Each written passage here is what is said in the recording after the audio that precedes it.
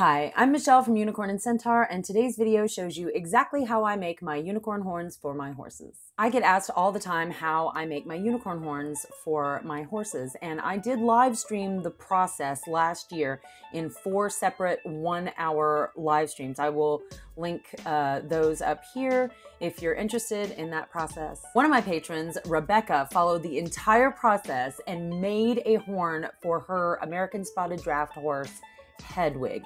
It turned out amazing. They did a photo shoot and it was glorious. 4 hours is a lot of watch time though, and a lot of y'all might not be that dedicated. That's okay. The live streams are great for getting a detailed understanding of the process, but people have been waiting for an edited version of that, so here we are. I'm going to show you everything you need and all the steps you need to do to make a unicorn horn for your horse. The list of materials required will also be in the description box below, so check that out. This video is not sponsored in any way. This is my process that I have developed myself. This is how I do it, so here you go.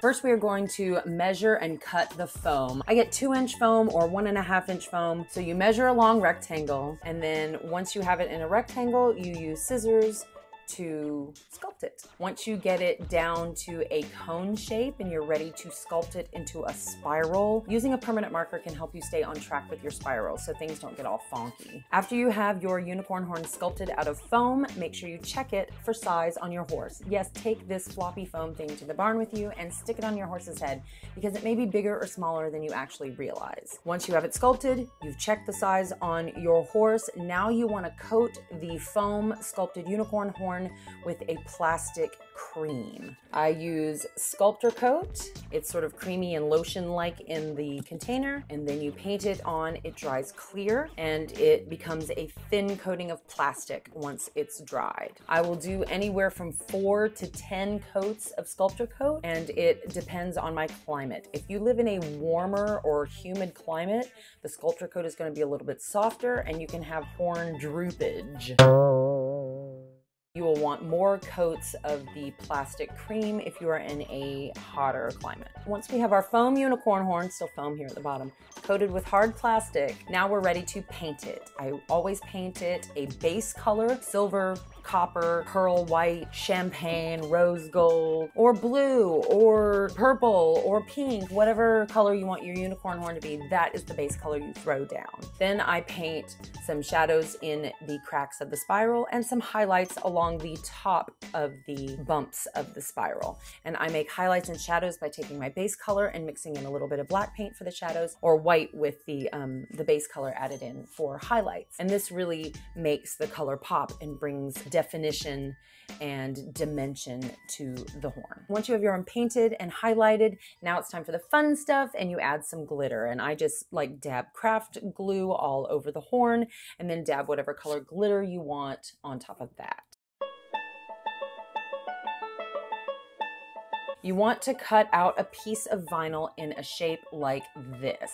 It's simply an oval. It's going to fold in half like this. So it's going to go over the brow band this way. The horn will come out the front. I notch mine right here, and then I cut out a hole. Don't cut it as big as your horn yet. I've got it snipped here so that this is actually going to give quite a bit when I push the horn through. This is the basic shape we're looking for. An oval, cut it way bigger than you think you're going to need it. You can always cut it down some more. The hole here, cut it smaller than you think you need it, and you can always cut it out a little bit bigger. Then you take your pool noodle and you cut it to fit this part. You want it to fit half of this shape. Cut out a hole in the middle of the pool noodle. You're building up the pool noodle. This creates a bit of a stable base for the horn. The pool noodle goes under here. It's built up a little bit on the sides, so it's not totally flat. And again, you can check out the live streams if you want to see a more detailed description and process of what we're doing here. Then you glue your pool noodle support to the whole side of the vinyl piece. Insert your horn, glue your horn into the top of the base, and then you can add the Velcro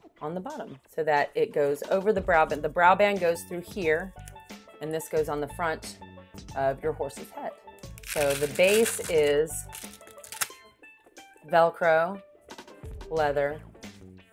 Now trim, you want to add fake fur You want to add, I've got a little bit of like jeweled trim here. I've got some feathers around the bottom, and that is just to disguise the base of the horn so that when you've got it on your horse, it doesn't look like, oh, there's where it attaches to the head.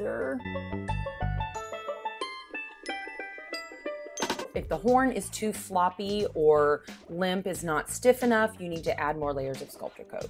You can actually paint the sculptor coat, a few more coats over the paint and glitter that you've already got on it, because this stuff dries clear. It really is wonderful. So don't panic if you don't get it right. If your horn won't stay off, if it keeps being floppy or coming loose, you may need more Velcro to cover more surface area. If it's too thick and fat, you might want to shave down the pool noodle. Any of this, you can take all of these pieces apart.